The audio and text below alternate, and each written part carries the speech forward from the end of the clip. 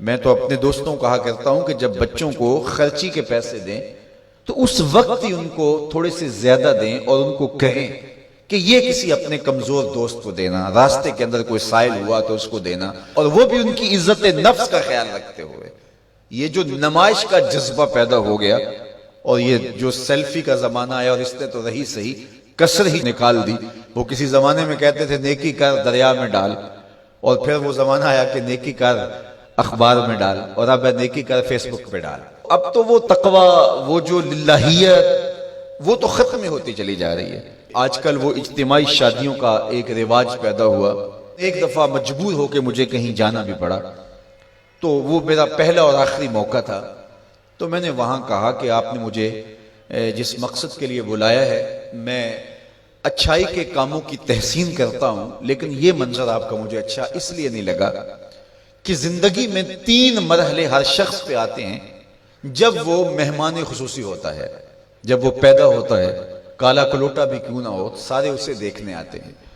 جب وہ عروسی کا جوڑا پہنتا ہے، چاہے مرد ہے چاہے عورت، تو اس وقت بھی سارے لوگوں کی نگاہ کا مرکز ہوتا ہے۔ اور تیسرا، جب سفید کفن اوڑھ کے آخری منزل کی طرف چلتا ہے تو سارا شہر کہتا ہے چلو اس کا منہ دیکھائیں۔ بلکہ اس کا یہ پروٹوکول ہے کہ امام کعبہ بھی ہو تو وہ پیچھے کھڑا ہوگا، اس کے جنازے کو آگے رکھا جائے گا۔ یہ اس کا اعزاز ہے، یہ اس کی تکریم ہے۔ وقت کا غوث بھی ہو تو وہ بھی پیچھے کھڑا ہوگا، اس کا جنازہ آگے رکھا جائے گا، یہ اس کا اعزاز ہے۔ تو میں نے کہا یہ 3 موقع ہوتے ہیں کسی کمزور سے کمزور، غریب سے غریب، عاجز سے عاجز شخص کے لیے بھی عزت کے، اور آج آپ نے ان سے یہ موقع بھی چھین لیا کہ اسٹیج کے اوپر مخیر حضرات بیٹھے ہیں، اور ایک قطار میں بیٹیاں بیٹھی اور ایک قطار میں جو ہے وہ دلہے بیٹھے ہیں، اور ان سب کے رشتہ دار سامنے، باراتی 20-20 40-40 لوگ آئے ہوئے ہیں۔ تو ان سب کی غربت کا ہم عملاً مذاق اڑا رہے ہیں۔ آج یہاں میں کسی کے چہرے کے اوپر خوشی نہیں دیکھ رہا، اگر مسکراہٹ ہے تو وہ مصنوعی مسکراہٹ ہے۔ کاش کہ ان کے ماں باپ کے گھروں میں جا کر کے تنہائی کے اندر ان کی مدد کرتے، اور یہ بیٹیاں اپنے گھر سے نکلتی اور ماجرا ہوتا۔ اب ان کی غربت کا گواہ آپ نے کتنے لوگوں کو بنایا، اور صرف اپنے اشتہار کے لیے۔ تو یہ مزاج پیدا کریں، عزت نفس نہ کسی کی مجروح ہونے دیں۔ سب سے قیمتی شے انسان کی عزت ہوتی ہے۔ کبھی آپ نے دیکھا ہو بارش پڑی ہو اور کیچڑ ہو اور کوئی بندہ پھسل کے گر جائے تو وہ بعد میں دیکھتا ہے کہ مجھے چوٹ آئی ہے کہ نہیں، پہلے یہ دیکھتا مجھے کسی نے دیکھا تو نہیں۔ اس کا مطلب یہ ہے اس کو اپنی جان سے عزیز اپنی عزت ہے۔ تو مت کسی کی عزت پہ انگلی اٹھائیں، مت کسی کی تذلیل کا سبب بنے، مت کسی کی رسوائی کا ذریعہ بنے۔ لوگوں کو عزت دیں۔ جب تک غلامی موجود رہی، حضور نے فرمایا کہ جو خود کھاتے اسے کھلاؤ، جو خود پہنتے اسے پہناؤ۔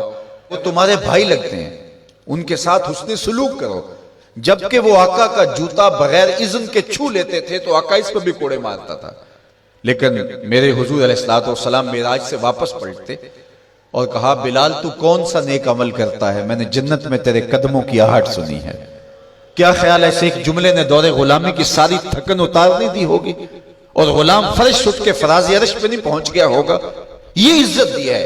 علامہ اقبال علیہ رحمہ نے وہ جو ابو جہل کا کعبے کے پردے کو پکڑ کے زاروں کے تار رونا ہے اور حضور کے خلاف رب سے شکایت کرنا ہے، وہ لکھا ہے۔ تو اس میں جو شکایتیں لگاتا ہے ابو جہل کعبے کے غلاف کو پکڑ کے، تو اس میں ایک شکایت یہ لگاتا ہے کہ از محمد سینہ ما زار زار، ہمارا سینہ بڑا دکھی ہو گیا ہے، اس شخص نے تو ہمارے نظم کو خراب کر دیا ہے۔ با غلام خیش بر یکخان نشست، یہ جو دین لے کر آیا ہے اس دین کے اندر یہ سبق ہے کہ غلام اور آقا ایک دسترخوان پہ بیٹھیں گے، اور اگر غلام اور آقا ایک دسترخوان پہ بیٹھ جاتے ہیں تو پھر کہاں گیا ہمارا قریش کا سردار ہونا؟ تو یہ تو ہمارا سب سسٹم تلپٹ ہو جائے گا۔ لیکن میرے حضور یہ دین لے کر آئے تھے، انسان کی بنیادی عزت کو بحال کرنا تھا، اور حجۃ الوداع کے موقع پر حضور نے پاؤں تلے جس طرح کسی چیز کو روندا جاتا ہے اس طرح کچلتے ہوئے فرمایا آج کے بعد میں تفاخر ختم کرتا ہوں، کسی عربی کو اجمی پر، کسی اجمی کو عربی پر کوئی فخر نہیں ہوگا، کوئی فضیلت نہیں ہوگی، نہ کالے کو گورے پر اور نہ گورے کو کالے پر۔